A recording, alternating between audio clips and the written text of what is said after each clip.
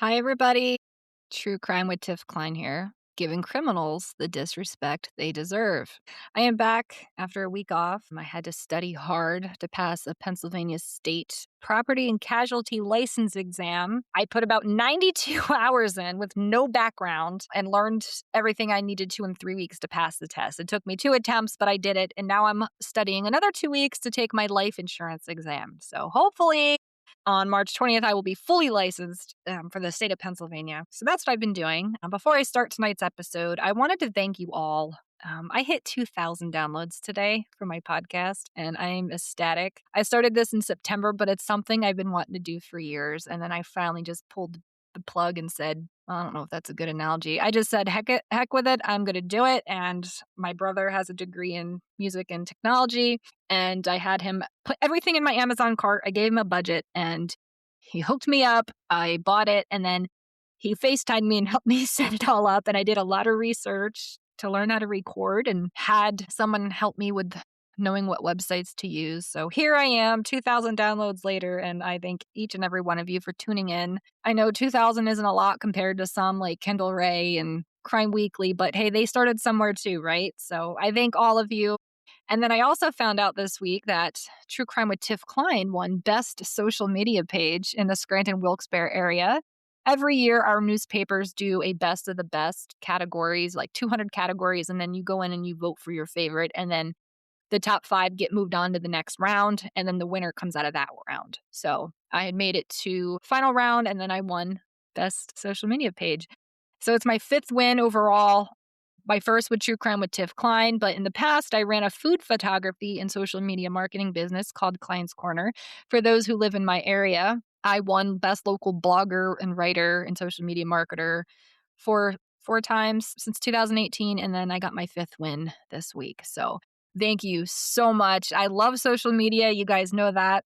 A little joke here, something I laugh about all the time, and I thought I would share it with you guys. So back, let me see, I graduated high school in 2006. And I want to say about 2004, 2005, we got a computer at my house, maybe 2003. And I was on the computer a lot, like a lot. And MySpace was huge. And if you guys remember a page called Zanga, where you could go on and it was like a blog, you could just write updates and add little glitter emojis with like girls in bell bottoms and glitter cats. And I don't know if you guys remember it, but I do very, very vividly. And we used Yahoo Messenger. And when someone logged in, you would hear the Yahoo vocal. And then when someone left, you'd hear the slamming of the door. And it would keep my mom up all night because my mom sleeps on the couch a lot. She just sleeps better on the couch. And our family computer, back before everybody had the cell phone, was in the living room. And I'd be up all night, tapping away. And my mom and my older brother would literally make fun of me. And like, all you do is tap. That tapping is annoying.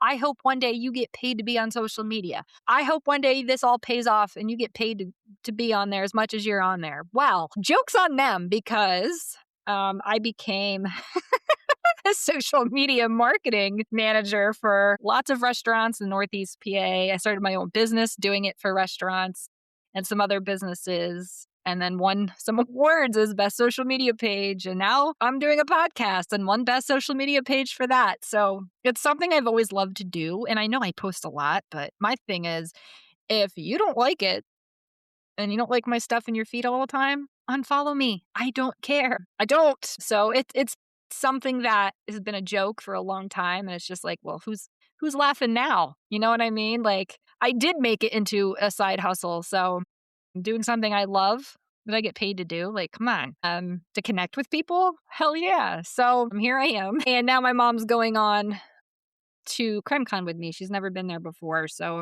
I'm excited. She doesn't really follow true crime, but she knows like the big cases like OJ and John Bonet and Casey Anthony and whatnot.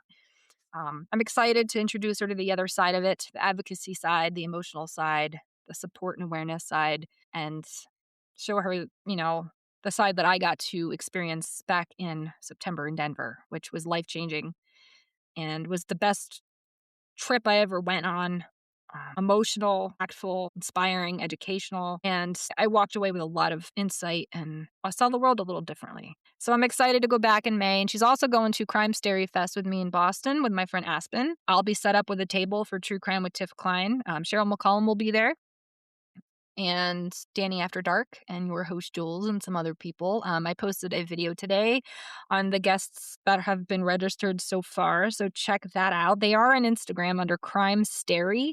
That's Crime Stery. You can buy tickets for the weekend or for the day. It's in Danvers, Massachusetts. It's right outside Salem in Boston. That will be October 9th through the 11th, so we look forward to that. And then July, I'm returning as a sponsor and a volunteer for the 3rd annual Gabby Petito Golf Fundraiser on July 17th at the Willow Creek Golf and Country Club again. It was a blast last year. I sponsored and volunteered, met so many amazing people that I've stayed in touch with. And my friend Aspen, who you may have heard on the last, not this past episode, the episode before, I met him at CrimCon in Denver and we stayed in touch. Talk almost every day. He's also friends with Abby and Libby of Delphi. He's friends with their family and knows them very personally. And we did do a podcast that I posted 2 weeks ago, so check that out. He's going with me as a volunteer, so we're really excited. He's going to fly in from North Carolina, and then we're going to drive to Long Island. So watch out. My partner in crime's coming. So those are some things coming up. But again, I just wanted to thank you all so much. I love doing this. This is a hobby. And if it grows into a career, awesome. But I just have fun with it. And I'm glad that you guys care and listen and support. And I would love some feedback if you guys can message me or leave comments on the platforms that you stream through and leave me an honest review and rating. I would greatly appreciate that, guys. So without further ado, I will get into this week's episode. This is going to be a continuation of last week. This is going to be part 2 for the LaLa Clark case. LaLa Clark, unfortunately, was found deceased in the end of February in Wilkes-Barre, Pennsylvania, where I am from. For a quick recap, LaLa was 15. She was deaf, and she was found face down, nude, in the snow by a garage that her dad owned. And under her, they found a knife, and next to her, they found some scissors and a ribbon. She went missing on January 17th, 2026. She was reported missing, and the whole community was in an uproar, and they still are. LaLa was not allowed to have contact with her aunt. Her aunt was not supposed to talk to her, be around her. There was an actual PFA, and she broke that and violated it in October and had LaLa with her for a few days. And they finally got LaLa to come home. And because of that, when she went missing in January, the cops brushed it off as a runaway. There was no urgency on the case. LaLa's parents reported her missing on January 17th. They also told the police 3 weeks before she was found the person of interest and a location on where to check. And apparently the police of Wilkes-Barre City did not go or look into that like they were told to with a tip. The person of interest and the location has been tied back to connections with LaLa's aunt, who, because violated and had charges for interfering with a minor back in October, she left the day that they found LaLa's body. She left Luzerne County, and they arrested her in Maryland. They did find her, and they brought her back. She is in custody for that charge, but they are looking at her as a possible suspect of LaLa's most recent disappearance and homicide. Because 1, she wasn't supposed to be in contact with her, and 2, she has connections with the address and the person of interest that her parents gave to the police. There was a man who was brought in for DNA testing, but he was released, and there's no updates on that. There's no updates on other suspects at this time, with names being announced. There's nothing. Now, there is a lot of information held back from LaLa's family advocate and family and the police, of course, because it could ruin an investigation. I have been in contact with LaLa's family advocate, Candace, and her mother, Amira, briefly. When this all started, I had Amira reach out to Missing in America Network and fill out a form to have a flyer made, and that was submitted and entered and posted. They tried since January 17th, and an Amber Alert was never made. Now, if you guys listen to my last episode, in Pennsylvania and other states, there are criteria one has to meet to have an official Amber Alert released to the public. Not every single missing person gets an Amber Alert. However, I can see why this community is mad and pissed off and hurt and sad and wants LaLa to have justice because all around there was no urgency and it was brushed off as a runaway. There is a purple alert in Pennsylvania that I'm just now learning about, and it's people with disabilities. As what I said, LaLa was deaf. So even that didn't make it into the purple alert, which is not good. They should have at least put out a purple alert of a female minor, hard of hearing in the community missing, and there was nothing done. About 2 weeks ago, the community met at the Wilkes-Barre City Police Department at 10 a.m. This included the family advocate, Candace, and LaLa's family, adoptive family, and her biological grandmother. And a lot of the community showed up to support LaLa. The police would not come out of the building. They did not make a formal statement. And there were a lot of back and forth between the adoptive family, who, let's just throw that word adoptive out the window. I'm only going to say it because it keeps the story clean for everybody to understand. But that was LaLa's family. So between the adoptive family and her biological grandmother, there was a lot of going back and forth. And there was a meeting at the town hall where the community went in and voiced their opinions and demanded justice for LaLa, including LaLa's family. Now, quick recap. LaLa was adopted in 2020, but she was with her adoptive parents for 8 years, I think, and she was loved. She was loved by her adoptive family, and she was loved by her biological family.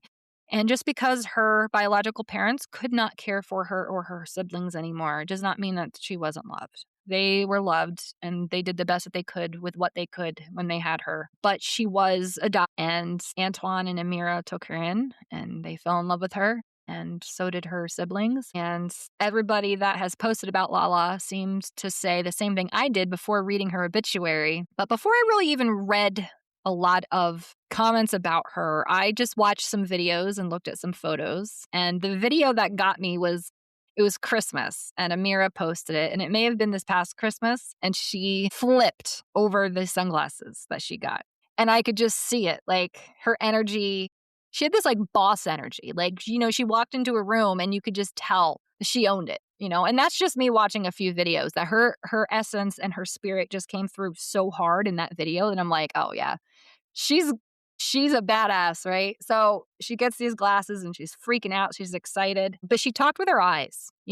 She was hard of hearing, so she could do sign language, but she talked with her eyes. You could just tell what she was trying, like you could tell what she was saying without her having to sign or mouth. So I was like, man, she's opinionated, that one. She's spunky. She's full of energy. She's got lots of spirit, and she'll tell you off and doesn't care. And she's herself, right? So I had messaged their advocate, Candace, and said this, and then I read the obituary, and like basically that's what it said. And I'm like, yeah, I mean, it came through. It came through in that video. And then I saw some other people, say she was loud and fun, and you knew when she was around. So definitely keep posting those photos and videos of your loved ones, guys, because people who get invested to want justice for families and see justice for the victims, they get heavily invested, myself included. And when you give us a piece of who they were, it just brings us closer to them and makes us more passionate and more empathetic and sympathetic and wanting to help. And, people who go missing and people who end up deceased are not just another face on a milk carton. They're people. They are real people who left a mark on this world, no matter if it was 1 year, 15 years, 50 years. They left a mark. I believe everybody's put here for a reason.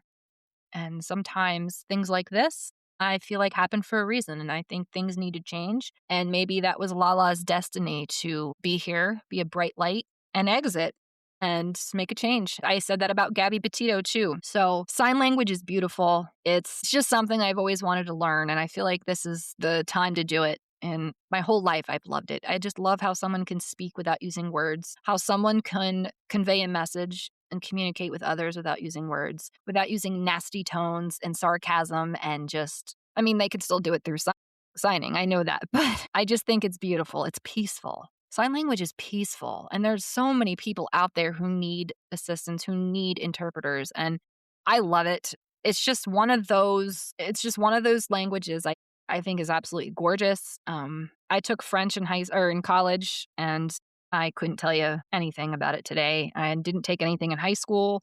You're supposed to learn a second language by the time you're 4, but, the public education system fails us as usual. So they expect your brain to learn this really quick in a semester. So I think sign language should be mandatory. I'm sorry. I think that's the one language that should be, so you can help people with disabilities. That's just my opinion. So it's something that I always put on my bucket list every year, and I never do it. But I think I'm going to, and I can thank LaLa for that, for inspiring me, because I just think it's beautiful. But I wanted to just follow up on last week's episode, because this is a very important story. This is a movement in Wilkes-Barre, Pennsylvania. And we're in a little borough in Luzerne County that's about 25 minutes from Scranton. And a lot of crime goes on here. Believe it or not, there is a lot. And every other day, there's a mass shooting. I don't want to say mass. There's a shooting. There's drug problems. There's domestic violence. There's DUIs. And it's just like every day. And then you hear stories like LaLa's. And it's heartbreaking. So her family advocate, Candace, went live last week and spoke the truth. She put out her story, put out her truth, put out her feelings. And that woman is working day and night to bring LaLa justice. She is tired. She was sick and moving and grieving all at the same time, and still found time to show up online for 45 minutes and go live and tell the people the truth. Now, again, there's back and forth between the biological grandma and the adoptive family. And at the end of the day, what matters is LaLa. What matters is the love people had for LaLa. What matters is things change and this doesn't happen again. Candace has been a voice for the family, for Amira, for Antoine, for others. And she's constantly posting on Help Find LaLa Clark Facebook page. And that's how I got in touch with her. And I've had private conversations with her, and there's things I promised I wouldn't repeat until the family, or the police have released. That's why I really haven't gone live. That's why I haven't really made any more episodes. But again, her aunt is in custody as a possible suspect in connection to the case, but she's also in for charges from basically violating the PFA back in October. So she was picked up in Maryland, but did leave Luzerne County the day LaLa was found. So what does that tell you? But a lot of people have come out and posted pictures and videos and stories, and it's as heartbreaking as it is and sad. You can't help but smile when you see her. You can't. So I want to read you the obituary from the Graziano Funeral Home. Now, if you're from Northeast PA, you're probably familiar with that. But I'm going to read it to you because not everybody has access to the internet. Not everybody can read. And I'm not being sarcastic. I'm not being an asshole.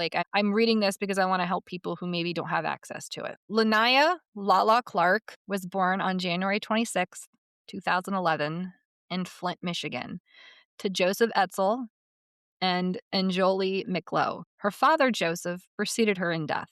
Lanaya spent her early childhood with her biological parents and siblings. Although her parents loved her deeply, circumstances led her to being removed from their care. In 2018, LaLa was placed with the Clark family, and from the moment she arrived, she made an unforgettable entrance. LaLa came into our lives like a wrecking ball, opinionated, fearless, and full of energy.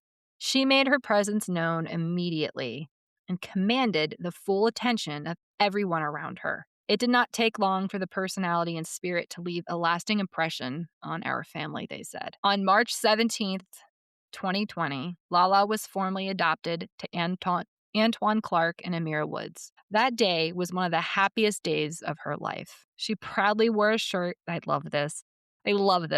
She proudly wore a shirt that said Team Clark on the front and no takebacks on the back, a phrase that perfectly captured both her humor and the deep sense of belonging she felt with her forever family. LaLa loved deeply and widely. She loved children, animals, music, and the many people she called friends. Most of all, she loved her family, all her family. She was proud to be an Etzel, a McLeod, and a Clark. LaLa carried big dreams in her heart. She hoped to one day become an American Sign Language interpreter, helping bridge communication in the deaf community that she loved so much. She dreamed of returning to Camp Hero, the deaf camp she attended every summer, not just as a camper, but a counselor. She was also looking forward to enrolling at the Western Pennsylvania School for the Deaf, where she hoped to continue learning, growing, and building lifelong friendships. LaLa is survived by her biological mother and Jolie McLeod, her 6 biological siblings, and her adoptive parents, Antoine Clark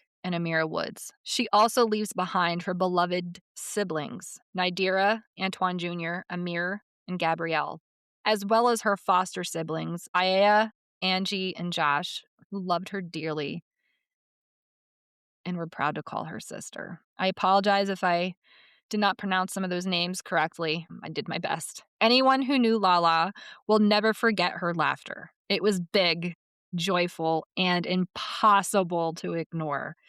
Her laugh echoed through every room she entered, just like her spirit did. LaLa was a bright light, and that light was magnetic for drawing people in, lifting others up, and leaving a lasting imprint on every heart she touched. Though her time here was far too short, the love, laughter, and unforgettable presence she brought into the world will live on in everyone who had the privilege of knowing her. Lanaya LaLa Clark will be deeply loved, forever missed, and never forgotten. Arrangements have been entrusted to the Graziano Funeral Home in Pittston, Pennsylvania. Calling hours will be held on Saturday, March 14th, 2026, from 9 to 11 a.m.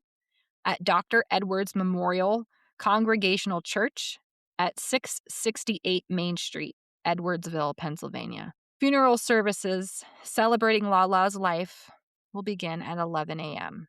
Again, those calling hours are Saturday, March 14th from 9 to 11, and the funeral service is 11 to 12 on March 14th, all at Dr. Edwards Memorial Congregational Church, 668 Main Street, Edwardsville, PA. There is a website with this obituary. You can go to grazianofuneralhome.com. It is on Help Find Lanaya Clark's Facebook page, but it's grazianofuneralhome.com. There's a tribute wall, and you can plant trees in memory of Lanaya. You can leave comments, send flowers, and leave your condolences. I just wanted to read that so you have an idea if you can't get access to the obituary. Now, if you've been following the Help Find LaLa Clark page, you will see videos of LaLa as a cheerleader, as a baby, birthday parties, just having fun. The curly hair that kid had. She looked like a Spitfire. I don't even know how to explain it. She just seemed like she was funny. I don't know. Like, when she was around, she just goofed off and wanted to make people laugh. That's what I gather. She was very religious. And again, on her Facebook page, there's a hashtag Justice for LaLa, Isaiah 41:10. Fear not, for I am with you.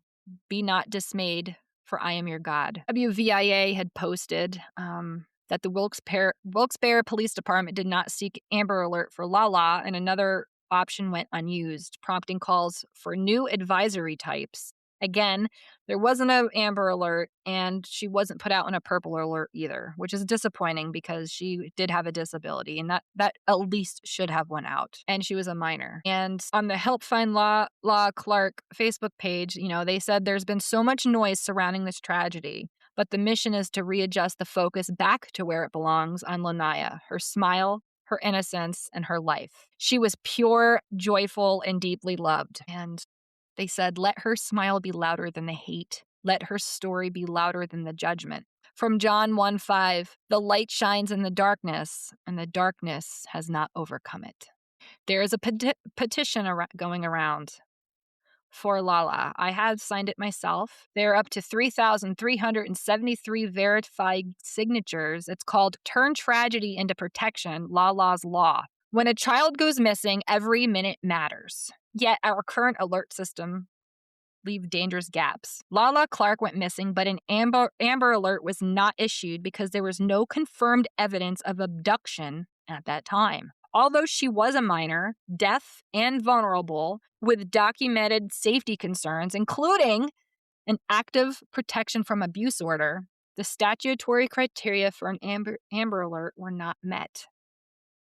I'm having a hard time saying Amber Alert. Tragically, Lanaya was later found deceased only blocks from where she was last seen. Earlier public alerts could have increased awareness, generated tips, and heightened urgency during the critical early hours of her disappearance. Her case exposes a systematic gap in child protection policy. Under current law, Amber Alerts require specific evidence of abduction. However, many children are clearly endangered even when the abduction cannot be yet confirmed. Children with disabilities, communication barriers, prior threats, custody disputes, Active court orders or documented safety risks may not meet narrow criteria, leaving law enforcement without a rapid public alert tool during the most sensitive window. Data consistently shows that missing Black and brown children receive less media coverage and slower public amplification compared to white children. Vulnerable youth from marginalized communities are statistically at greater risk of being overlooked,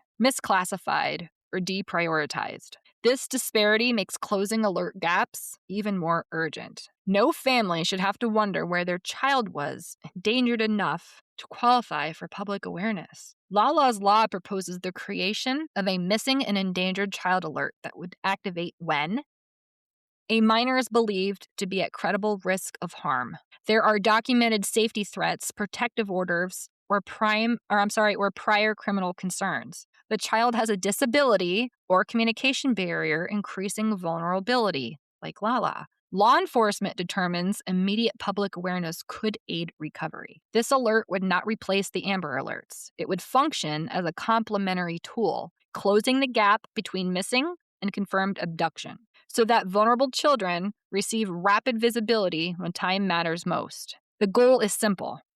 Ensure that no child falls through procedural gaps because their case does not meet a narrow definition. We cannot undo what happened to Lanaya, but we can strengthen the system so no other family faces the same preventable silence. That is at change.org/p/turn tragedy into protection LaLa's law. That is also on Help Find Lanaya LaLa Clark Facebook page. And the petition starter was Candace, their family and community advocate working to honor Lanaya's memory by pushing for stronger protections for missing and endangered children. I read that right off the change.org website.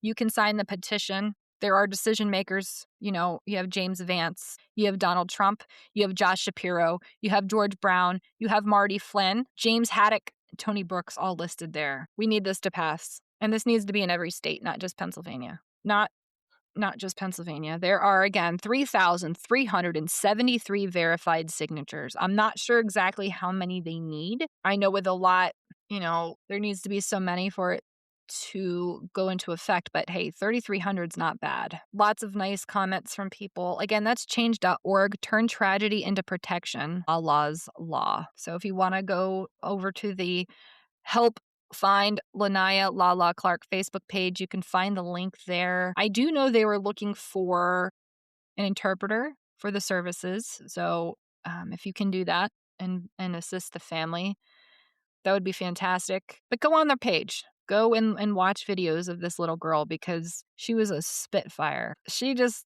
I don't know. You'll know what I'm saying without me saying it when you watch her, because I can't put it into words, which is kind of ironic considering she was hard of hearing and she used her hands to communicate. So it's almost like my throat chakra won't let me say the words, and it's more of an emotion that can't be put into words. And I think that's very ironic. So, because I like to talk and I can talk, but for some reason I can't come up with the words for this. And it's just an emotion, and I feel like sign language is an emotion. You talk with your hands and sign, and it's an emotion. On their Facebook page on March 3rd, Candace, the advocate, did say the court has sealed portions of this case to protect the integrity of the investigation.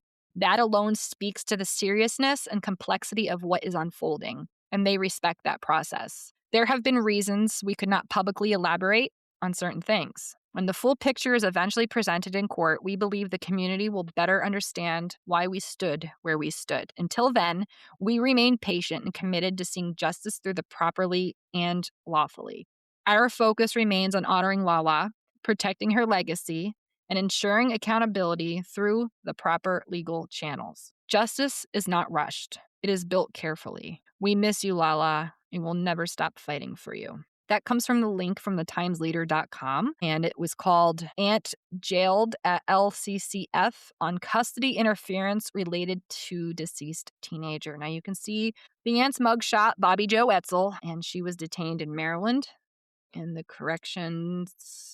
Maryland Department of Corrections. A woman was charged with corruption of minors and custody interference charges related to the deceased 15-year-old Lanaya Clark, and was returned to the Luzerne County over the weekend. Bobbiejo Etzel, 36, now this is her biological aunt, was jailed at the Luzerne County Correctional Facility on Saturday after, according to authorities, she was captured in Hagerstown, Maryland. A criminal complaint filed against Etzel was sealed by Luzerne County Court of Common Pleas Judge Michael T. Vow on Thursday. Now, again, this article came out March 3rd. Due to arrest records being sealed, Etzel's bail, if bail was set, remains unknown, including the date of her preliminary hearing. A news release from Luzerne County District Attorney Sam Sangodolce and Wilkes-Barre City Police Chief Michael Boyle states Etzel is charged with corruption of minors and interfering with the custody of a child. That's what she was charged on. She has not been charged yet as the perpetrator or the murderer of LaLa. The news release was issued after 4 p.m. on Friday, about 16 hours after Times leader reporter sent a message to the DA seeking confirmation that Etzel was apprehended in Maryland. The message was not returned Thursday night. Clark's body was found near a garage on Thayer Street in South Wilkes-Barre. Now, for you who live around this area, it was over by Mart's Bus Group, the actual administrative office, off Old River Road. That was on February 20th. As a result of the discovery, detectives with Wilkes-Barre Police and the District Attorney's Office, with assistance from the Pennsylvania State Police, Troop P, Forensic Service Unit, searched an apartment building at 114 and 116 New Alexander Street, Wilkes-Barre, less than 3 blocks from where Clark's body was found. Detectives spent several hours at the apartment building. As the DA said, a first-floor apartment was the focus of the search. Clark was officially identified through dental records and other circumstantial evidence, according to Friday's news release. Because she was outside and nude and face down, I thought I heard the biological grandma say she was, they couldn't identify her by her face, I believe. That could have been from blood pooling, that could have been from abuse. That information has not come out yet, but they did say that she was physically abused. An autopsy was conducted, but Luzerne County Coroner Dion Fernandez on Tuesday said no information is being released on the cause and manner of death. The charges sealed against Etzel, according to the news release, relate to a protection from abuse order signed by Luzerne County Court of Common Pleas Judge Tina Polachek Gartley. She's the judge that put my PFA against my ex into effect. She's good. Signed by Luzerne County Court of Common Pleas Judge Tina Polachek Gartley on January 13th, 2026. The PFA application filed by Clark's adopted mother, Amira Woods, alleged Clark ran away from their South Wilkes-Barre home on October 12th, 2025. She found Clark at the residence of Etzel, this is back in October, whose address is listed at East North Hampton Street, Wilkes-Barre. A PFA was put into order January 13th, 2026. You have October, November, December 2025. January 13th, 2026 is the day that the PFA went into effect and signed by Judge Gartley. And LaLa went missing 4 days later on January 17th. Okay, I'm going to say that one more time. Allegedly, it was said that LaLa ran away from her South Wilkes-Barre home on October 12th, 2025. And she was found by her adoptive mother and family at the residence of Etzel, her aunt, whose address is listed at East North Hampton Street, Wilkes-Barre. Now, they didn't say that she actually, quote, ran away, but she ended up with her aunt, and they think she was coerced or manipulated into going. So that was October 12th. Came home a few days later, and then January 13th, 2026, Judge Gartley signed the PFA that her aunt, Bobbiejo Etzel, was not allowed to have contact with Lanaya. 4 days later, January 17th, 2026, Lanaya went missing. Woods wrote in the PFA petition that Etzel instructed Clark not to communicate with Woods and for Clark to turn off her locator app on her cellular phone. Woods further wrote Clark has mental health issues and is highly emotional, and Etzel has urged Clark to run away. Clark's extended family and friends had voiced their concerns that the city police department did not do enough to find Lanaya, who is deaf, when she was reported missing on January 17th.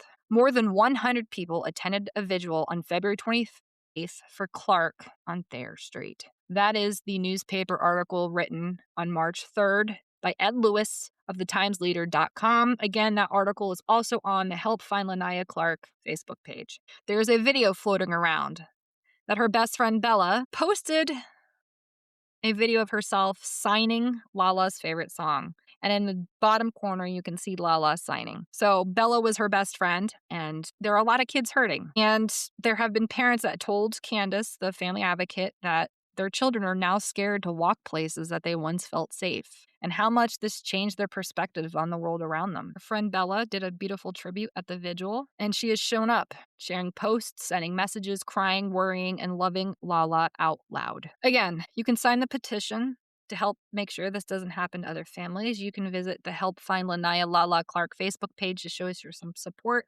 and you can find videos and photos of LaLa.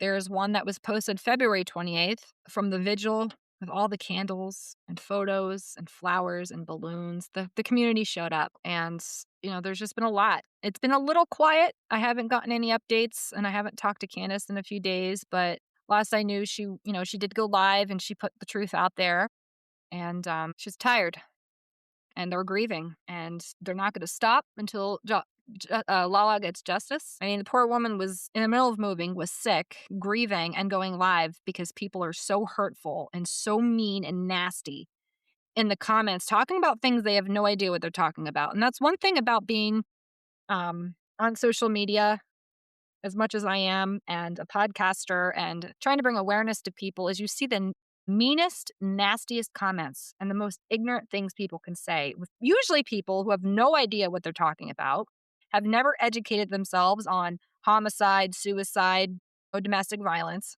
who've never talked to the family themselves, who go down the rabbit hole and come up with these ridiculous conspiracy theories, who leave comments in the sections. And these victims' families see these comments. LaLa's family, siblings, cousins, aunts, uncles, grandparents, teachers, friends read these comments. If this was your kid, your grandkid, your niece, your nephew, your sibling, your student, your friend, you wouldn't want somebody writing nasty things about their family in the comments. Now, I understand everybody has their side of the story. I get it. But if you're not involved in that circle, and if you have not been told information from the horse's mouth, then it's just best that you sit back, show your support to the family, and don't put your opinion in. Don't say, I think this happened, or this probably happened, because it doesn't help investigators. It doesn't help the family. And most of all, it doesn't help the victim. I can say this proudly, and I can say this confidently, because I once was one of those people years ago, until I met Gabby Petito's parents, who made me quickly realize you cannot argue with everybody. They don't. They read comments once in a while, but they try their best to stay away from it because people are ignorant. People are so mean and disrespectful. It just makes me nauseous to see what humanity is like. You can waste your time all day arguing with people who are trolls on the internet, or you can take your time and post things that matter: missing people, domestic violence, stories like LaLa, whose story needs to get out there so more things change and other families don't have to deal with this. Use your time on social media wisely. Don't argue with people. Don't disrespect people. Don't fight with people. Just do something that's productive. Do something that matters. Share a missing persons flyer. Go sign the petition to help other families not have to deal with what they dealt with LaLa. Help other people with disabilities get a purple alert in Pennsylvania. Help other kids not have to be fit into a narrow window of criteria so they can get an Amber Alert, or a system that complements the Amber Alert. Use your time wisely on social media. Use it as a platform to help, not to destroy, not to bring down. There's enough hate and negativity and ugliness in this world. Do and say something on social media that matters. If you're going to use time to use it the right way. They shouldn't have to log on and read horrible comments of people. This one said that, and this one said that. No, at the end of the day, this is what happened to LaLa. We need to find out exactly what happened to LaLa. We need to find out who did this to LaLa, and we need to bring it to justice and make sure other families don't bring it in. That's what matters, not these conspiracy theories, not these rabbit holes people go down. And again, I can say this because I've spoken to the family advocate and the mother of LaLa. And I can also say things about Gabby because I have met Gabby Petito's parents. I have met Gabby Petito's parents. I am a volunteer for the foundation and have had conversations, and I don't post things for a reason. I try my absolute best to stay out of the groups where I see people posting to Gabby, and everybody's still the damn conspiracy theories and the bullshit, ignorant, disrespectful comments. And I have learned to just not say anything, and I flip out because it triggers me because I am a survivor of domestic violence. And I see some of the things people say. And this happened to me the other day. And I flipped out. And Gabby's mom was like, you know what? Most of these people are ignorant and aren't educated anyway. Don't even know what they're talking about. Like, it's just a waste of time to read them. And I get that. And God bless them for being able to do that. The same thing with LaLa. They see these comments and people are on there not knowing what they're talking about. It's sad because it's not doing anything for the better good. It's not getting justice for people. It's not bringing the community together. It's not focusing on what's important, and that's the victim and the victim's families. You could probably hear it in my voice. I'm triggered right now because when I think of things, people just make me so mad. So please educate yourselves. And if you want more information on the LaLa Kirk, I keep saying Kirk. Sorry, LaLa Clark case, please just go to their Facebook page. They'll answer questions for you. They're very transparent. They go live. They post everything. And again, her service is March 14th, and her obituary is posted. And you can sign the petition at change.org. But that's the information I have. I don't have any other updates. Nothing has come out. I'm sure once there are, Candace will let me know or post about it for everybody. And as of right now, again, like she said, some things are sealed because it could hurt the investigation. And until there's any other updates, there's not much that I can provide.